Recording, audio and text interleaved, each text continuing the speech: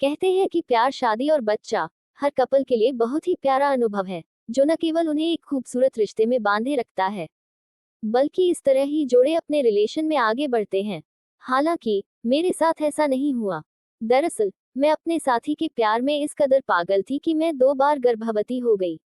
किसी ने ठीक कहा है कि एक सफल रिश्ते के लिए कपल्स का न केवल एक दूसरे के साथ जुड़ना बहुत जरूरी है, बल्कि उन्हें एक दूसरे के प्रति ईमानदार रहने की भी जरूरत होती है। यही एक वजह भी है कि रिश्तों में विश्वास की कमी की वजह से कभी कभार सब कुछ बिखर जाता है। मेरे साथ भी कुछ ऐसा ही हुआ, जिसने मेरी बाकी की जिंदगी को भी पूरी तरह बर्बाद कर दिया। दरअसल मैं पिछले 4 साल से किसी के साथ रिलेशनशिप में थी। वह मेरे कॉलेज का लड़का था। हम दोनों दिल्ली में साथ पढ़ाई कर रहे थे। मैं उसके प्यार में इस कदर पागल थी कि मैं उसके साथ कुछ भी करने के लिए तैयार थी। शुरुआत में सब कुछ अच्छा रहा। हम दोनों ने एक साथ रहने का फैसला किया। मैं अपना हॉस्टल छोड़कर उसके साथ लिव इन में रहने आ गई। घर का खर्चा उठाने के लिए हम दोनों ने पढ़ने के साथ साथ कमाना भी शुरू कर दिया था। लिव इन में रहते हुए हम दोनों न केवल मेंटली और सेक्सुअली एक साथ इन्वॉल्व हुए, बल्कि हम दोनों ने शादी करने का भी फैसला किया। लेकिन वो कहते हैं ना कि सपने बहुत कम लोगों के पूरे होते हैं। मेरे साथ भी कुछ ऐसा ही था। हम दोनों साथ में फाइनेंशियल, सेक्सुअल और इमोशनली जुड़ ही रहे थे कि अचानक से मुझे अपनी गर्भावस्था का पता चला। बच्चे का पता चलने पर मैं काफी डर गई थी। लेकिन फिर मुझे लगा कि जिससे मैं सबसे ज्यादा प्यार करती हूँ, वह हमेशा मेरा साथ देगा। मैंने हमारे बच्चे के बारे में अपने बॉयफ्रेंड को बताया। मेरी प्रेगनेंसी का पता चलते ही उसके होश उड़ गए। वह एकदम से बोला, बच्चे के आते ही हम दोनों की जिंदगी बर्बाद हो जाएगी। मैं ये बच्चा गिरा दूं। हालांकि मैं ये बच्चा गिराना नहीं चाहती थी, लेकिन उसने शादी का वास्ता देकर मेरा गर्भपात करा दिया। अबॉर्शन के बाद मैं काफी परेशान रहने लगी थी। मेरे मन में न केवल आत्महत्या के ख्याल आते थे, बल्कि तनाव भी मेरी जिंदगी का एक हिस्सा बन गया था। हालांकि इस दौरान मैंने अपने पार्टनर से शादी करने के लिए भी बोला, लेकिन उसने साफ इनकार कर दिया। उसने कहा कि वह अभी मुझसे शादी नहीं करना चाहता है। यही एक वजह भी है कि वह अपने घर में मेरे लिए बात नहीं कर रहा था। इस बात को 6 महीने बीत गए। इस बीच मैं एक बार फिर अपने दूसरे बच्चे के साथ गर्भवती हो गई। जैसे ही मुझे अपने बच्चे का पता चला, मैं खूब रोने लगी। मैंने अपने बॉयफ्रेंड को दूसरी बार प्रेग्नेंट होने की खबर दी।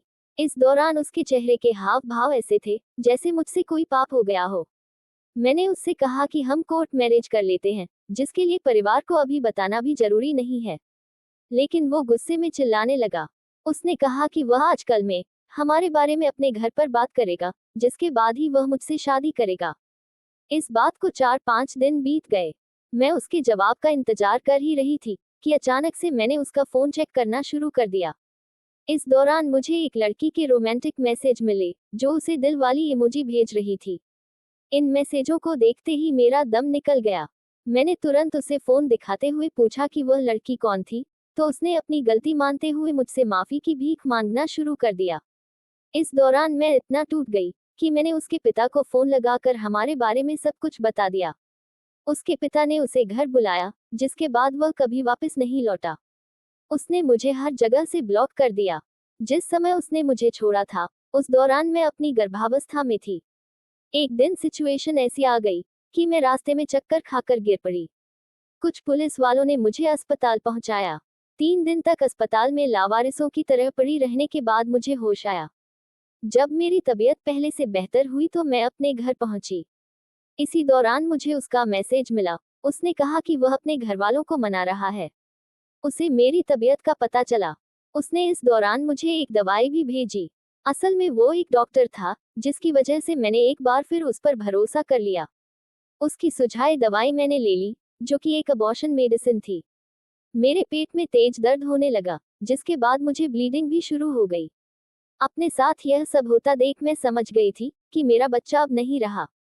मैंने उसे फोन करने की कोशिश की, तो उसने मेरा फोन काटते हुए कहा कि वह मुझसे शादी नहीं कर सकता है। उसके घर वाले कभी भी इस शादी के लिए तैयार नहीं होंगे। मैं बुरी तरह रोने चिल्लाने लगी, लेकिन मेरी चीखें सुनने वाला वहां कोई नहीं था। मैं बुरी तरह टूट चुकी हूँ। अब मैं किसी से कभी प्यार नहीं कर सकती। मेरी जिंदगी पूरी तरह बर्बाद ही चुकी है।